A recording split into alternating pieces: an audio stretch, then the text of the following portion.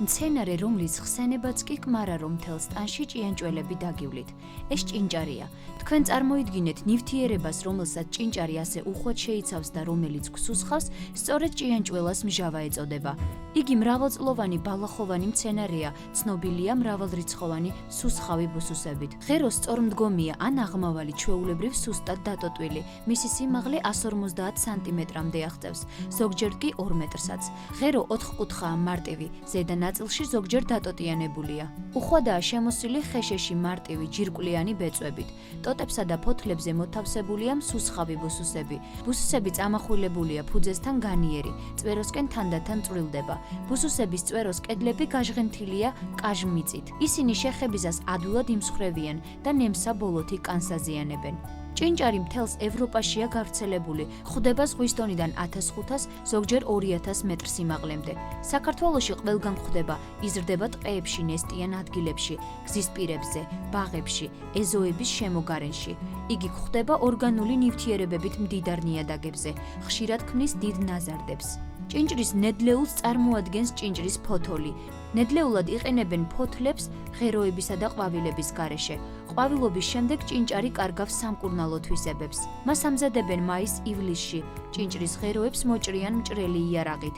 რამდენიმე საათის შემდეგ, როცა ფოთლები მშუშხავი აღარ იქნება, მათ ხელით მოაცლიან ღეროს. ზოგჯერ თუ კი ღეროები წმინდა ბარდიდან არის მოცელილი, მას ჯერ მსუბუქად აშრობენ, შემდეგ კი მოაშორებენ ფოთლებს. ჭინჭრის ფოთლების შეგროვებისას დასაშვებია ტყავის ან ბრეზენტის ხელთათმანების გამოყენება.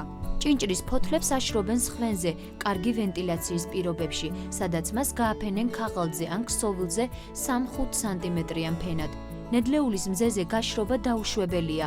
ხელოვნური შრობისთვის დასაშვები ტემპერატურაა 40-დან 500 გრადუს ცელსიუსამდე. ჭინჭრის მზანედლეულს ინახავენ 50 კილოგრამობით ფუთებში. ინახავენ თაროებზე მშრალ, კარგი განიავების მქონე სათავსოში, სიბნელეში. ნედლეული ვარგისია 2 წლის განმავლობაში. ჭინჭარი კარგად ვითარდება ზომიერად ნესტიან ადგილებზე. უხმოსავალს იძლევა ნოყიერ ნიადაგებზე მოყვანილი მცენარე. ჭინჭრის გამრავლება შესაძლებელია ვეგეტატიურად და თესლებით. უპირატესობა ენიჭება ვეგეტატიურ გამრავლებას.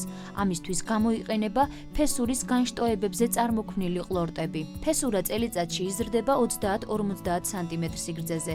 ვეგეტატიური გამრავლებისას მცენარე წარმოქმნის ხშირ წმინდა ბარდებს. თესლებით გამრავლება ნაკლებ ეფექტურია.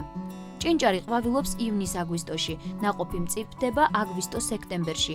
ბალახის ადრეული შეგროვების შემდეგ მცენარე მეორედ ყვავილობს.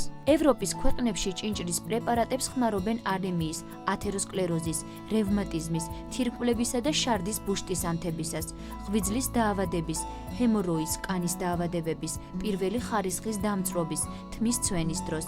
ჭინჭარი უძველესი დროიდან ცნობილია როგორც კვებითი ღირებულების მქონე მცენარე. მისი ნორჩი ფოთლებისგან ამზადებენ მხალეულს.